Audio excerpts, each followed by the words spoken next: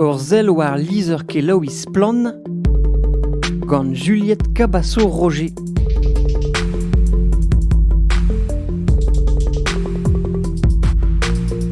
Salet da hol, mizman vo laket ar gaoz roue chroaz war hafer Beijing Glass. Blazo oa be kondanet ar stad gant lezvan velestraduel round. A plan nevi zo be dibaoe, Juliette. Just a war, neus ket trao neue a war hervez dour a sterioù breiz. Sanset doa ar prefeti da lakad dindan pe varmis, reolennoù nevez evit ma efe skuliet nebeutañ a hanvouez war an tachennoù labour-douar, dreistol e neiz be hag a zo ar mua saotret gant ar Beijing Glass e breiz. A setu ar stad o kinnig ur seizvet stin Beijing Glass besinet e miz me.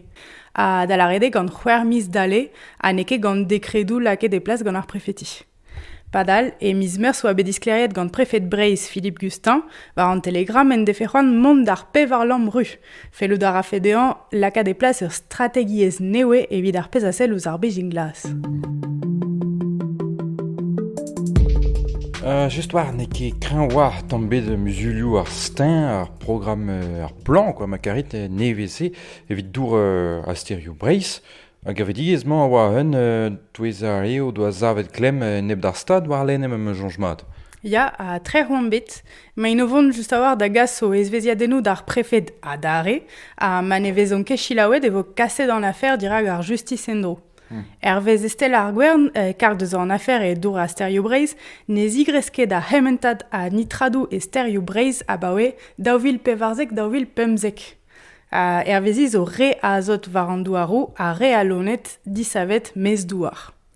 Just a war un divizal an e blijket tammebet d'ar gevredigez, kempo e solek an azot war un tifer ma zo bet digresket deus anterkant da ugen un vez, me gant un aotre a geden war tri bloa. Ha neke dechu, bremañ e vo da labourerien douar da ziskleria o steñ teila a go harnet strujusat. Diskleriet e vo peptra dre internet, ar pez a dalve vo kontrolet peptra abel, ep mont war an dachen ken.